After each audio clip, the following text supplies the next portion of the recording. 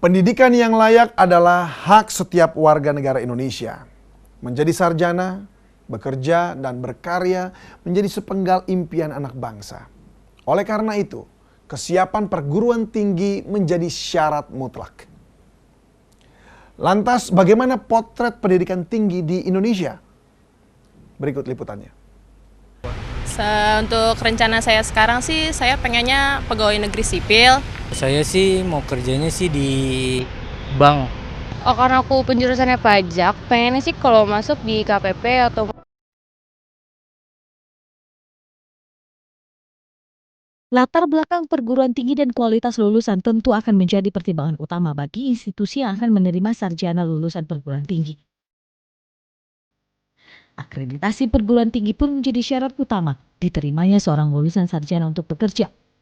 Meski saat ini di Indonesia ada lebih dari 4.000 perguruan tinggi, hanya puluhan perguruan tinggi saja yang mendapat akreditasi A. Berdasarkan data dari Badan Nasional Akreditasi Perguruan Tinggi, hanya 26 institusi perguruan tinggi yang memiliki peringkat akreditasi A dan 274 institusi perguruan tinggi yang terakreditasi B.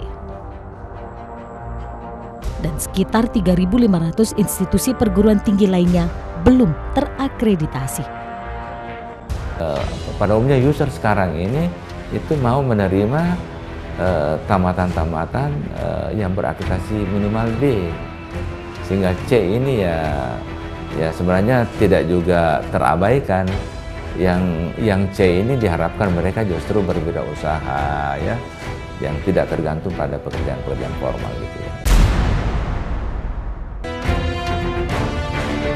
Banyaknya jumlah institusi perguruan tinggi yang berakreditasi C atau bahkan belum terakreditasi merupakan sinyal bahaya bagi kualitas dan masa depan lulusan yang dihasilkan. Hal tersebut berarti potensi jumlah pengangguran terbuka tingkat sarjana akan semakin meningkat. Mengingat para lulusan sarjana dari institusi perguruan tinggi dengan akreditasi C ataupun belum terakreditasi sebenarnya tidak terlalu terserap oleh dunia.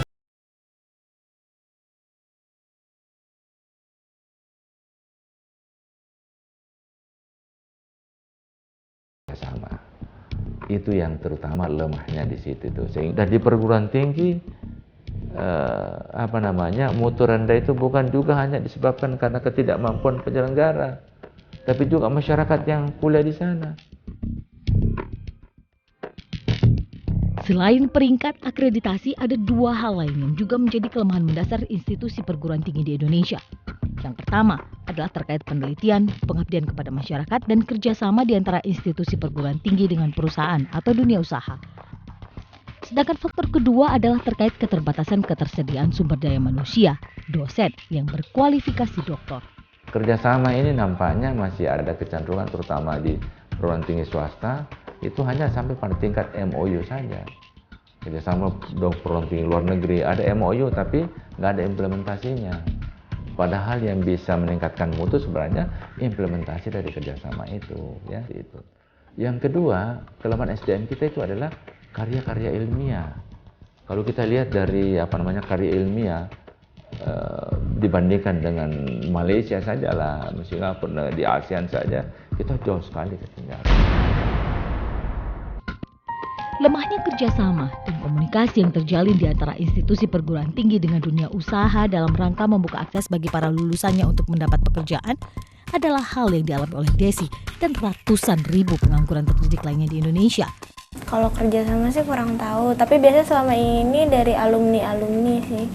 Alumni udah kerja diajak. Itu kalau kerjasama secara resmi gitu kurang tahu.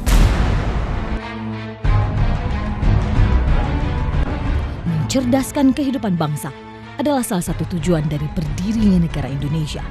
Keinginan pemerintah untuk memberikan akses seluas-luasnya kepada masyarakat dalam pemenuhan kebutuhan pendidikan adalah satu hal yang penting. Namun menjaga kualitas pendidikan dan sumber daya manusia yang dihasilkan juga tak bisa diabaikan. Di tengah pesatnya pertumbuhan institusi perguruan tinggi dan program studi yang tampaknya berada di luar kendali pemerintah.